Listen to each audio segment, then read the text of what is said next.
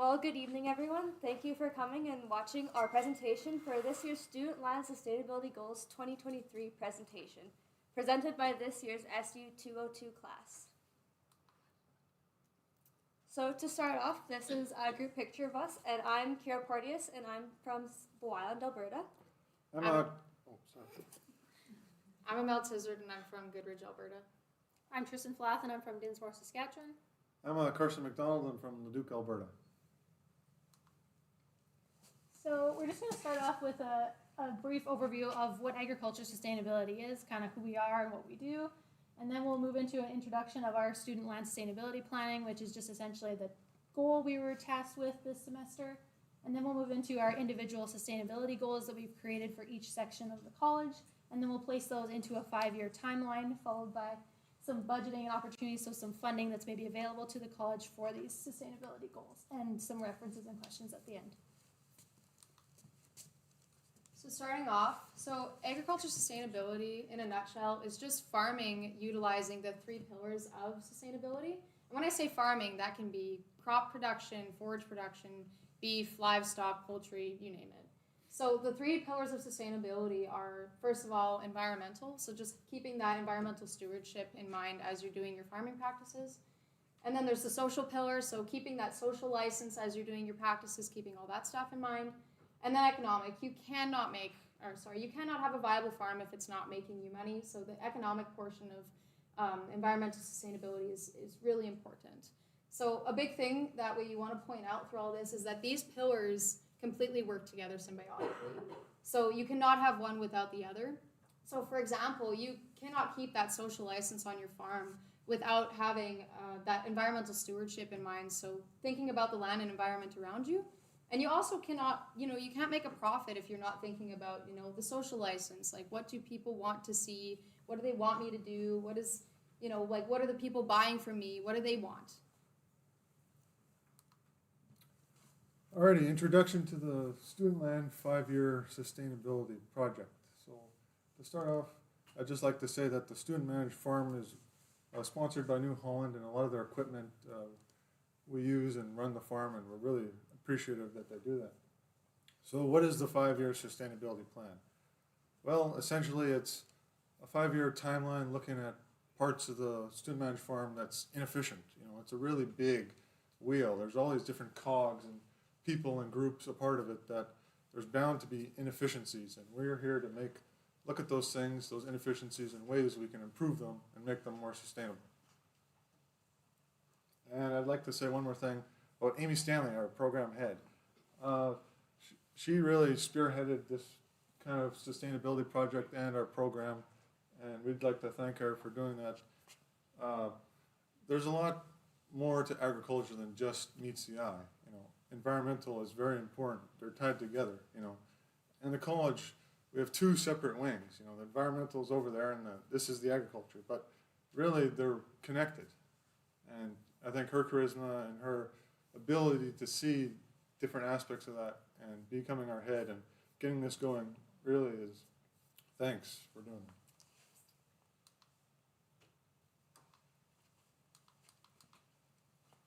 that. Technical difficulties.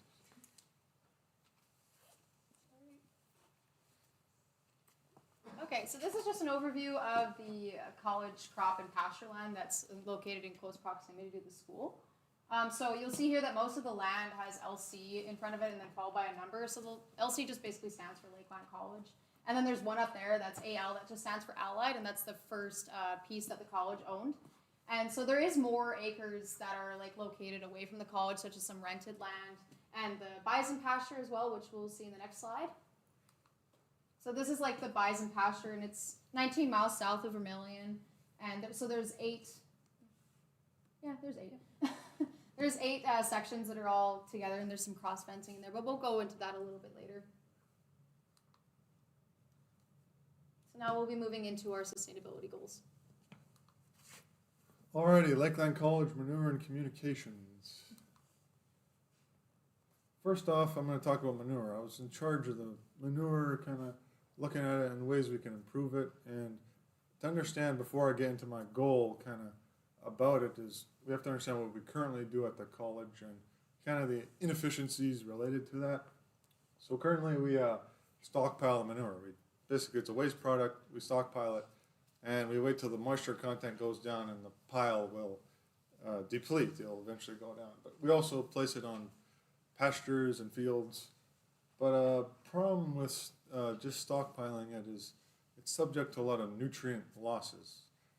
Nitrogen within the pile will volatilize, and what that means is plants take up ammonium, which is this form that they like, and as it happens, they'll turn into ammonia gas, and it just goes up in the atmosphere, and it's basically lost. So, and if we disturb the pile that's just sitting there, and we place it on, and we don't incorporate it, it's just subject to losses, and that's a huge problem. And the other problem with that is that nitrogen is lost, but not everything is lost. Phosphorus remains, and it will bind to everything within the soil, and it creates an imbalance. And we see that on some of our fields and some of our pastures, that this imbalance is a big problem to fix.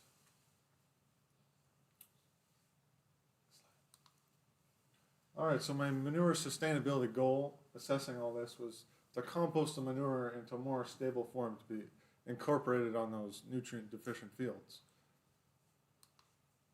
And what this entails, what is composting? Composting is basically, it's an aerobic process. It requires temperature, moisture, and turning it over. It requires some manpower to do. And if you do all these things, and under the right conditions, it increases microbial breakdown. So the nitrogen that before was easily volatilized becomes more stable. It's not as easily volatilized. It still can be with enough moisture, but it's much more stable, and that's way better for applying on our fields. And some of the other benefits is that cured compost helps eliminate pathogens and weeds. So some of our pastures, I'm sure you guys have heard of Canada thistle, big problem all over. I hate it. Cattle don't like it. Prickly, terrible. It helps when you compost things. Helps kill the weed seeds, so they're not. Tries not to spread it around too much, and that's another huge problem. That if you left get out of hand, it reduces pasture quality. You have to use pesticides. Just a big nightmare. And with pathogens, that's too another big problem. You don't want your cattle getting sick. That's a huge economic loss. And lastly, it improves soil structure and water retention. So not all fields are created equal. There's sandier parts and there's parts with more clay. With sandier parts, the water will typically run through easier. And on clay parts, it has a harder time breaking through. It's more, will run off. But if you add manure that's been composted properly, it retains water like a sponge better. So on sandier parts, it'll help hold the water, and on clay parts help hold the water. It increases yield, ideally, under the right moisture conditions. And kind of talking about the costs of doing this. Cost would be manpower, kind of operating the tractor and gas and everything associated with it. But the benefits that you stand to gain from getting it and the things that you prevent is really quite astounding. So, yeah. Okay, next one. Manure is good. Next one. Communication sustainability goal. So, a little background before I get into this. I was initially tasked with farm inventory management, looking at the sustainable ways I could maybe make an idea for that. But it was through the process of trying to find that information that I realized that there's a really good opportunity for communication on the farm. Better communication. There's communication already on the farm, but there's a room for improvement. And what I figured is that we can use pre-existing software, things we already have. And it wouldn't be hard to do. The inputs are low. So I plan to use pre-existing software, D2L. So I'm sure all the students in here are aware of D2L. You're probably crying trying to finish your assignments this week. But D2L, there's a tab on D2L that covers all the ag sciences. Every student's a part of it. And we could easily create a discussions tab that could have people provide input and more resources. And it really ties into what Amel said about sustainability, because it hits all three pillars, really. Social, in the sense that communicating more and getting more people's input allows you to have more ideas. Like it's not just us trying to make this sustainability plan. We want everyone to kind of be in the thought process of that this is something that could apply here and on their own farms. And it hits the environmental because more faster people are aware of things, the more they can prevent environmental problems like leaching or whatever. Like that's dangerous. Hey, mention that. Do this. And lastly, economic. More people are talking. More people that are in the loop. Easier, faster to get things. Makes it more efficient. And if you're more efficient, you're making more money. Things are more profitable. There's no delays, or still will be delays, of course, but things can be a little more smoother. And that's really what I'm trying to get at with this communication goal. And this is what it looks like. Students, sorry, the teachers, and they're aware too. But for anybody new in the room, this is what it looks like. And it really requires basically no input. This already exists. We already use this. And just to create a discussions tab, and the real problem is kind of figuring out how this would work with everybody, adding everybody, but all students are added to this science student thing. But discussions, just participation, that's the big thing that we'd have to encourage. Okay, so moving on to my section of the presentation, I decided to cover the college's crops and soils.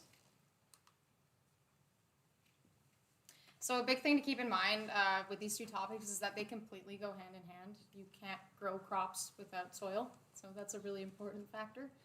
So there's approximately 1,079 acres that are close to campus that are utilized for either pasture or crop production, just rotating between years and whatever makes sense. Some little bit of background on the soils around campus. They are black chernozemic soils, they're pretty high fertility-wise and contain carbon. A little bit more background is that the college routinely does soil tests to monitor fertility levels, so that's already good practices being put in place.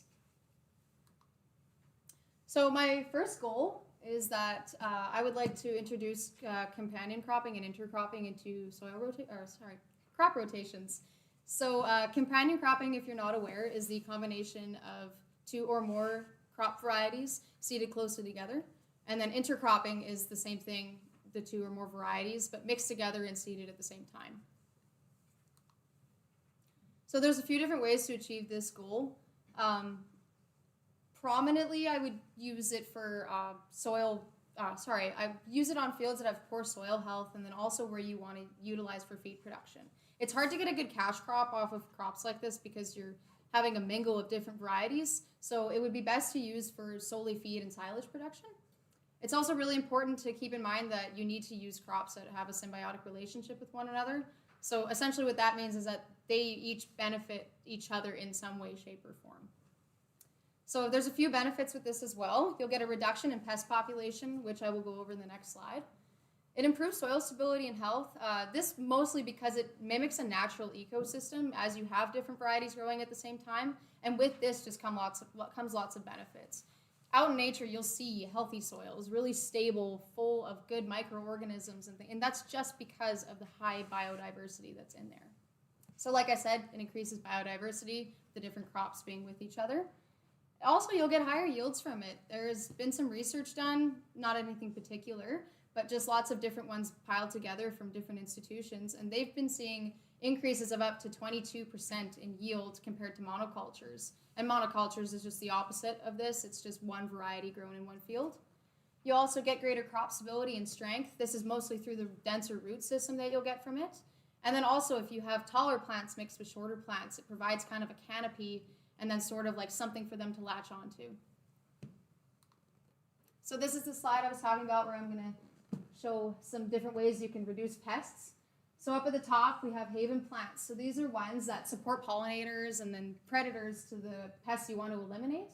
And this will mostly, for companion cropping, you'll have that set more away of your target crop. You could do this with intercropping as well, but it probably wouldn't work as great. And then there's trap crops. So these are ones that you specifically allocate just for the pests to go to that would like the target crop, but also like the trap crop. So the pests like to flock to both. But essentially, they'll go more to one or the other. And then we have screening crops. So this would be for an intercrop where you'll have a taller variety that kind of shadows and hides a smaller variety. And then aromatic companion cropping is one that has a scent that a certain pest will like more than what the other scent will give off. And then finally, we have legumes. So legumes are essentially any crop that has the ability to fix nitrogen. And by that, I mean take unavailable nitrogen and make it into a plant available form. So mostly this is clovers, peas, stuff like that. So essentially what will happen is that you'll have this seeded, and there's these bacteria in the soil called rhizobium bacteria, and they'll be attracted to the roots of these legume crops. And what will happen is they'll go to the roots, and the legume itself will form a casing over them, creating what's called a nodule. And in these nodules, the bacteria live and thrive in them and have a nice little ecosystem. And they'll take that unavailable nitrogen that's from the atmosphere and inside themselves in some metabolic processes turn it into available nitrogen. So when they die in this nodule, they release it for the legume itself. And then when the legume dies off, it gets put in the ground, it decomposes and turns into organic matter. And that organic matter releases the nitrogen for other crops. So my second goal would be to increase soil fertility through different sustainable practices.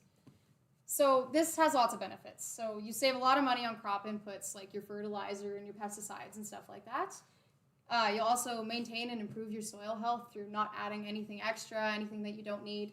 And it also enhances crop productivity and yield potential because, once again, if you're adding in extra inputs that's unnecessary, there's lots of crops that don't even benefit from an extra little boost of something. They have a plateau where they just won't produce anymore, no more yield gain after that. So that's a really important aspect of this.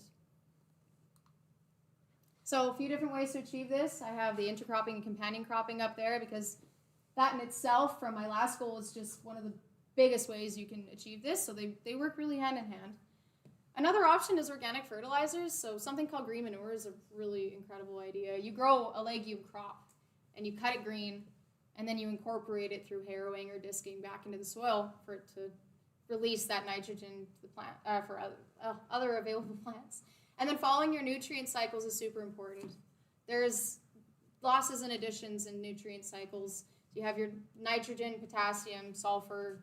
They all have different ways that they add their elements to the soil and then lose them through the air different ways, such as leaching, things like that. So really looking into those, what you had as a past crop the year before, what you're planning on putting in. It's super important to look at those things and follow them because there's so many different aspects. Even your soil type can determine what types of additions and losses you're going to have. And then another thing is variable rate technology. The college does do quite a bit for variable rate technology, like zone soil sampling, which is a super incredible thing. You go to certain spots in the field and you take some soil core samples, and instead of mixing them all up like you would in a regular soil sample, you treat that as its own separate thing. And then you can see exactly where you have different soil types in your field, what your nutrients are like in that field, all sorts of things. And then most of all, the college does this as well, but it's a super important aspect, following the 4 R's of nutrient fertility. So those would be applying your fertilizer as the correct source. There is lots of crops that can't handle certain nutrients as well as others, and they need certain things to grow that others don't. They're all different. And you do this at the right rate, so the right amount of fertilizer that you need. Once again, fertilizer can be toxic if it's over applied, and that's depending on crop type and your soil type and all sorts of things like that. And you need to do this at the right time. Some crops benefit from an early application of fertilizer and some like it later. Some like it at 2 times in the year. It all just depends. And then finally at the right place. You can seed place fertilizer and then you can have it on top of the soil. And it just depends on how toxic it is to a certain seed rather than the other. So the 2 areas I was allocated to research in further depth was the college's water resources and applied research department.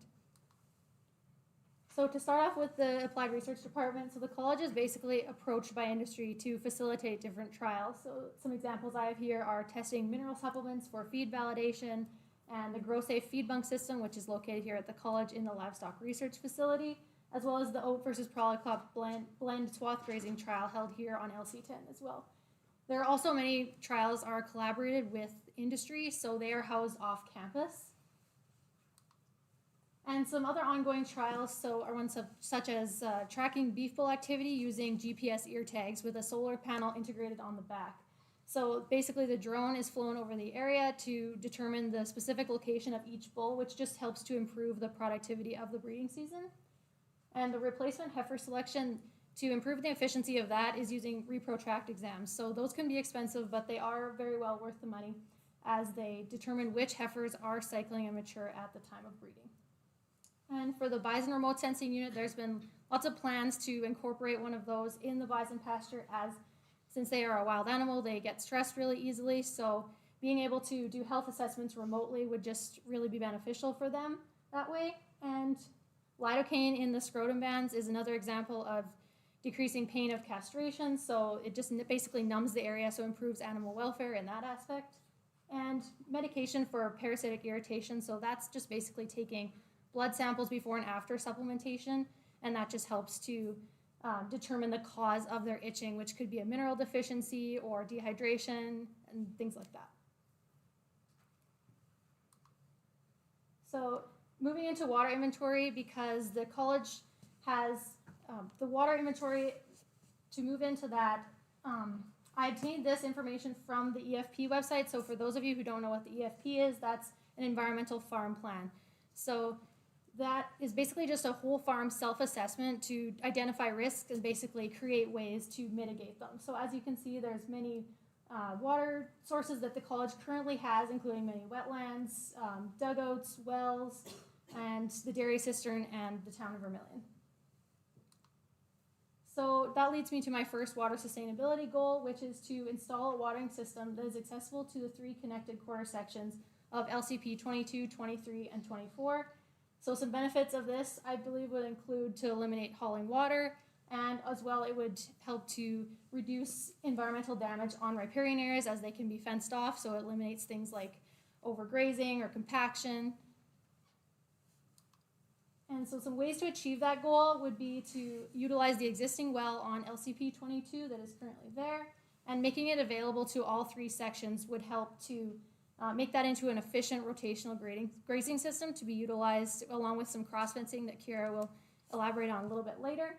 And to research sustainable watering systems will just help you to kind of decide what will be the best watering system for the rotational grazing system that you're trying to create.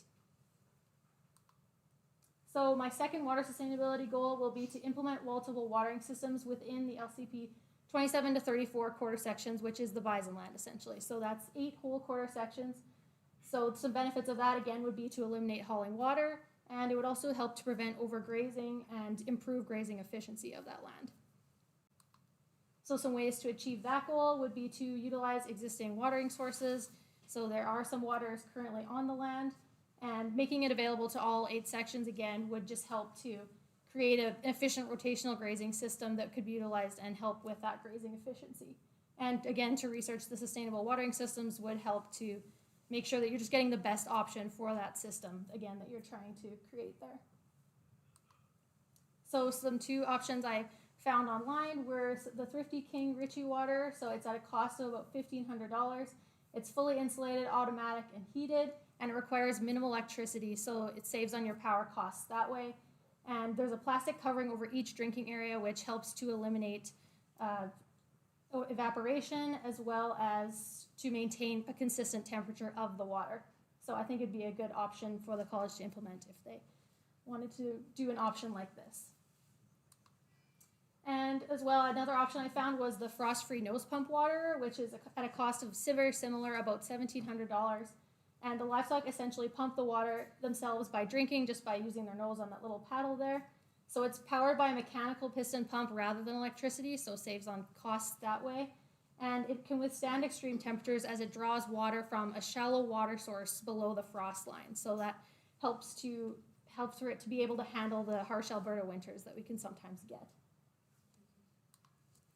So the last 2 sections I focused on was the livestock and pastures of the college.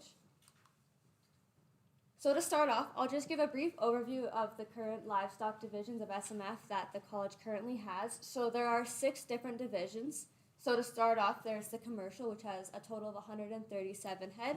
So this was broken down into the replacement heifers and bred cows, where they have 134 head, and their bulls, where they have 3 head. Next was the purebred unit, which has a total of 71 head, which consists of bred heifers and bred cows of 40 head, and replacement heifers of 17 head, and bull calves of 14. The dairy unit consists of 255 head, which consists of their cows. The bison has 343 head, which is their cows and first calvers. They have 190 head.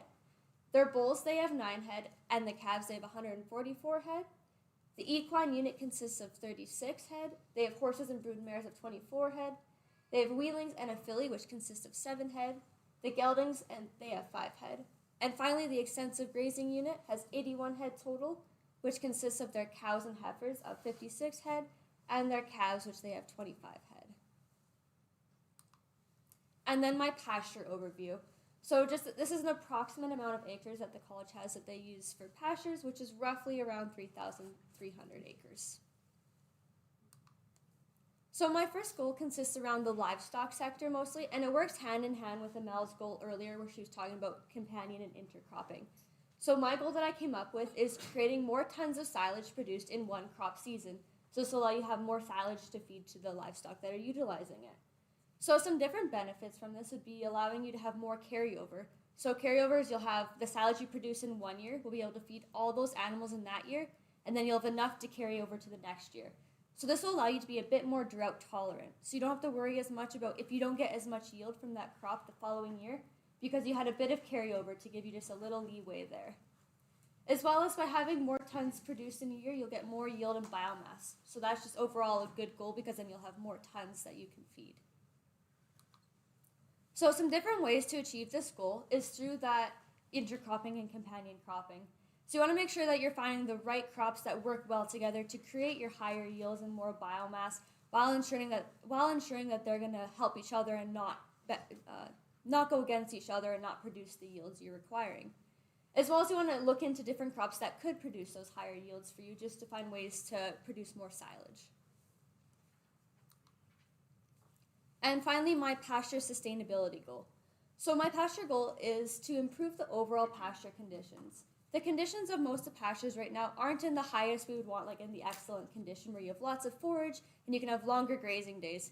So just by improving those, you'll be able to graze longer and have more utilization throughout the grazing season. So like I mentioned, the benefits will be longer grazing days, so this will allow you to be able to graze longer in a season and not have to rotate pastures as much. You'll increase the palatability of your plants because you're allowing those certain sections to regrow. You'll have more palatability with them, as well as you'll reduce invasive species because you're not overgrazing that section, so those species aren't having a chance to grow since the others are already there taking the nutrients to become more forage for your livestock. And so some different ways to achieve this goal is just through your management and sustainability practices. So each year will be different based on your weather and how the season's going. You'll just have to manage it based off each year, but just ensuring you're always monitoring it and just making sure you're not overgrazing and that each pasture is getting enough time to regrow and get that forage quality up, as well as some cross-fencing. So I know there is some fencing already done, but by utilizing more cross-fencing strategies, you'll be able to have more paddocks to graze, which will allow for more regrowth of your plants in the end. And finally, just utilizing your rotational grazing strategies. So there's lots of different strategies like your high intensity, low frequency, your short duration, your deferred rest, just different strategies you can utilize just based on the year and based on where you're incorporating that strategy. So this is just a picture of just a simple rotational grazing strategy just to give you a brief idea of what I was talking about. So on your left is just a typical rotational grazing strategy. So you have 4 different sections broken up. You have your livestock in one section and you'll move them to the next and just keep rotating them around. This will allow each pasture to have time for regrowth and just ensure that they aren't being overgrazed. On the right side is just more of an intensive rotational grazing, so like your high intensity, low frequency, and your short duration. So they're grazed in a smaller section for a shorter amount of time, and so you just move them more frequently. So it just allows, again, for that regrowth, it's just a bit more intensive. And so finally, when I was talking about some cross-fencing strategies, I've looked into some fencing options just to give you some prices, just so you know what it costs for a 1 mile section. These are both 4. So my first option was an electric fencing, and these are all numbers and options from the Gallagher option. So the first is just you'll need your Gallagher Smart Fence, which will cost you around $458. Then you'll need the rod posts to put in just to help hold up that fence, which will be roughly $160. And then a fence energizer, which the one I found was the MBS 200, which will cost roughly $360, giving you a total of $977.88. And the second option was just your typical barbed wire fence.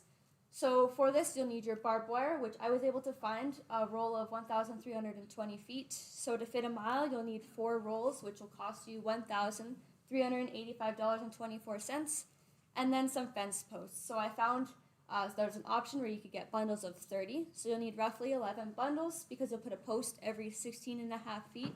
So this will cost you around $10,161.03.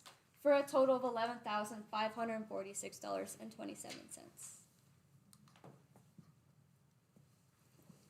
Alrighty, the 5-year timeline. So year 1, okay. We brought up all these ideas and these prices and all these different aspects, but how do we logistically view this as something that could be attained? And it begins with a conversation. It begins with talking and understanding that, this is a working farm. People are working. The last thing we want to do is give people more work, So we want to realize that there's really good benefits to the things that we're suggesting, that, things are possible that you can do. And you stand to gain and prevent a lot of more work later on down the line, trying to fix these problems that got out of hand. And then my second part is we want to start the communications platform next year, really get that going. It's something that really is low cost, if it costs anything at all.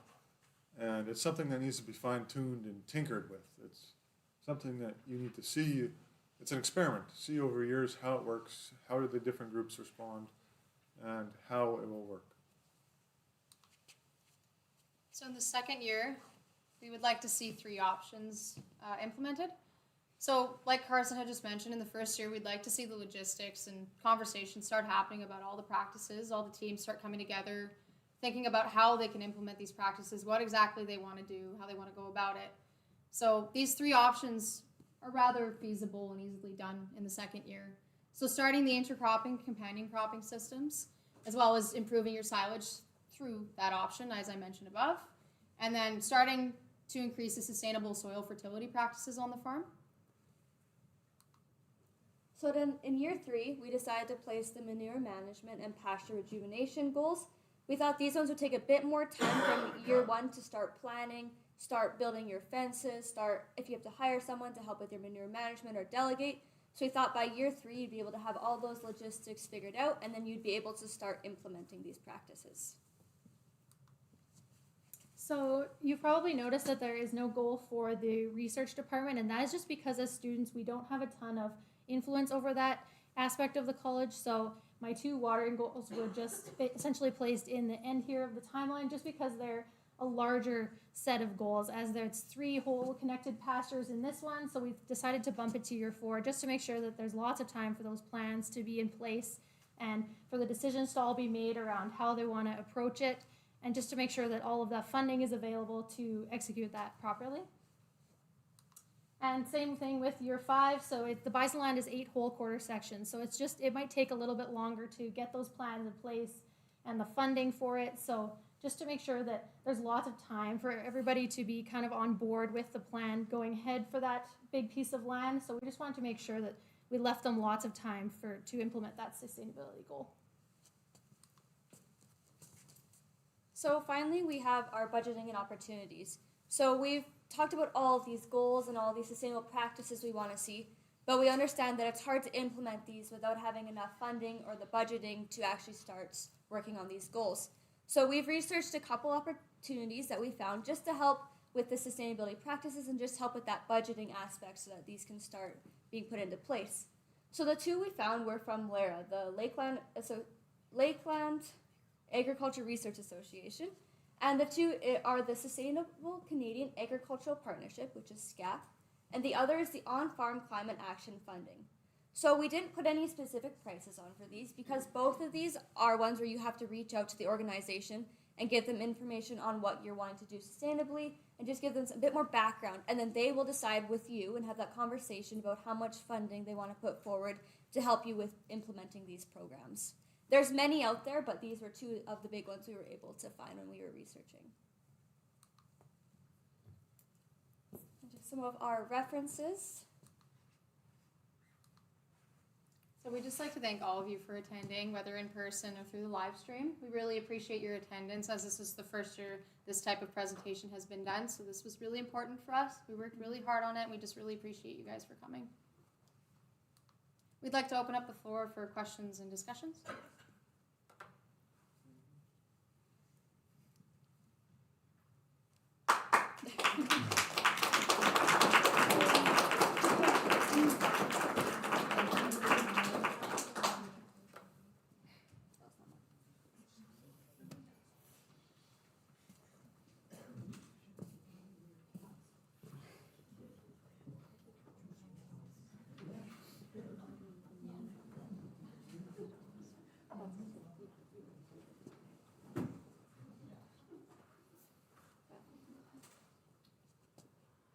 I have a question. Yeah. So I always have a question. What are we gonna do with the bison until year 4, year 5? When it comes, I guess, to water sources is where I'm getting at for that, yeah. So the question was, what exactly are we going to do with the bison for the time being before we get to year 4, year 5? So for the time being, they're working on reducing the herd size and just making sure that they're moved more periodically, just with the pastures that are currently there, to give it at least a little bit of an adequate rest period before. But hopefully that reducing the herd size will help that for now. But otherwise, yeah, I think that's basically all they can do for now till we get there. I have something to add for your question, is that the timeline is kind of a rough thing. It's not set in stone. If we somehow manage to talk and one of the managers or the farm managers realized, hey, you know, that's a good idea, we want to do that right away, then, whoa, that could happen. So it's just a kind of a rough timeline we have put up there. But if anything could happen faster, that's better. Or just kind of approximating what the future might bring. Yes, Holly. So I know you guys, like I know Lakeland has an environmental farm plan. How much did you guys work with it? Because like, to me that seems like something that sustainability would revolve around quite well. So the question was, what kind of, regarding the environmental farm plan, how much did we kind of work with it? So we didn't really work with it a ton. The inventory was kind of just placed in that website, so that is just how I obtained the information on the water sources currently available. But we didn't really work with the organization as a whole, but it's definitely something that could be looked into a little bit more in the future, totally.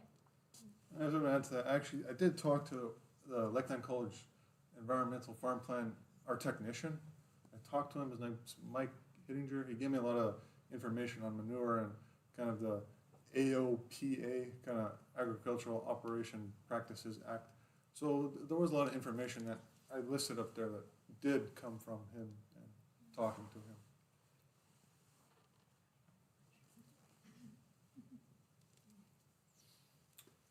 So you chose to do D2L Yes. for your communication. Why would you choose that over Teams? Why over Teams? Well, D12, everybody's on it already. They have to check it all the time. D12 assignments, announcements, teachers are always posting things. I figured since students make up majority of the student managed farm, something that they're always accessing every single day would be the best option for them to always be more in the loop. If that answers your question. I have another question. Why, when you talked about applied research, did you not talk about crops? Well, for the trials the question was, why did I not talk about crops when I mentioned the applied research department? So basically I had a conversation with Kareen here at the college, and so we mostly just talked about the trials. Most of them were off campus that we talked about, and then as well as the swath grazing on LC10. So she didn't really tell me a lot about the crops ones, although I realize that's a huge part of the research department. So I could definitely have a conversation with her, and we can include more of that for next year for sure. Yes. So, Carson, by the way, very good job on the manure and the explanation. So one of your 5-year goals is to compost our manure, right? That's right. Where are you going to I figured in the location, okay, the question was, where are we gonna compost the manure? That's a good question. That's something I kinda have to talk more with the head honchos about and kinda get that plan. There's a lot more to it that, yeah, wasn't necessarily revealed in the presentation, but that's a really good point. Where, I figured the spot that it's already in could be incorporated as a manure pile, but there should question, and that's part of the logistics, I suppose. So associated with that, you indicated that there were some costs, but you didn't have any kind of facility costs. Facility costs, yeah, I figured I didn't put any cost because it's such a vague thing to put a number on, because it could either be really high, really low. There was really no specific margin on what kind of costs. I know it takes costs for, you might want some sort of facility walls or something underneath to prevent leaching. But it really depends. Those things could range from thousands to tens of thousands of dollars, and it really depends on people more important than I am to make them. That answers your question. Yes. Thanks for the presentation. I have a question with the water coming at year 4. If you're pushing for the rotational grazing and more specific targeted rotational grazing, you're not pushing for the water until year 4. Is there any consideration for fencing or additional water to support that rotational grazing earlier on? Maybe I misunderstood. Do you want me to take that? Sure. Okay. So the question was just in regards to the water and the rotational grazing, just how the rotational grazing was sooner in our timeline than the water was. So it was really hard to try and initially make that timeline. We were trying to not congest everything into a couple years because we know it's hard to put all those things in 1 year. But yes, those two do go very much hand in hand. So that would definitely, we would need to have a conversation to sort of figure out, the logistics behind getting waterers and starting those pasture movements, just to see if we can maybe get them closer together, because if you don't have your water, it's hard to rotationally graze. So definitely those two would be more shifting to work together in the same year potentially. Definitely. Thank you. I just have a comment. I appreciate your flexibility in your 5-year plan. Do you guys know exactly what you're going to be doing 5 years? No. Me neither. Yeah, probably be right here again, hopefully listening to another presentation. But I think what's important is you need to follow the money, right? If there's funding that comes available, but having these types of plans is something that you can move forward with the college to say this is a priority, and when the college hears it's a priority again and again and again, that's often when money starts to flow in that direction. So yeah, I appreciated your opportunities for grants that you recognized as well, because that's often, yeah, the projects will come where the money flows. So. Definitely. And I just want to add to that like a lot of the practices we mentioned, some are cheaper than others, and and that's sometimes you have to go with the cheaper option first, even if it doesn't totally make sense with everything else that you had in mind. So that's just how it goes. Farming is never going to be this sole, okay, everything's going to work correctly, everything's going to go right. You got to mix it up with what you have. So that's a super important aspect. So you mentioned that you did include objective with applied research because you didn't have any inputs or control over that department. So how have you given some thoughts on how that can change in the future, and could that be an objective of the sustainability plan? So the question was, could the future research on the college be more of a part of our sustainability plan, make a goal for it, kind of? And how do we involve the students? Yeah, and how the students can be involved. So yeah, definitely. When I was talking to Karine, most of the trials that we had mentioned lots of them were mostly off campus, just because we have lots of animals around here for now, and just the land can be tight for availability sometimes. So we kind of definitely in the future, foreseeable anyways, there was lots of them that were just going to continue being held off campus, but I could definitely start the conversation with her about being more involved with the students in that research department, just because, yeah, it does seem to be a little bit outside of our control at this point. But yeah, definitely, good point.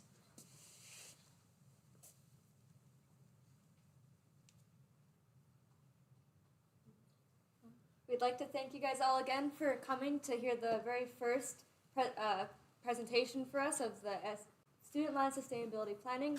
So thank you again for all coming.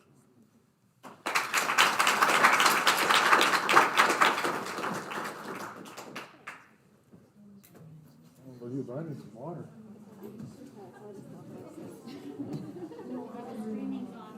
Okay, thank you.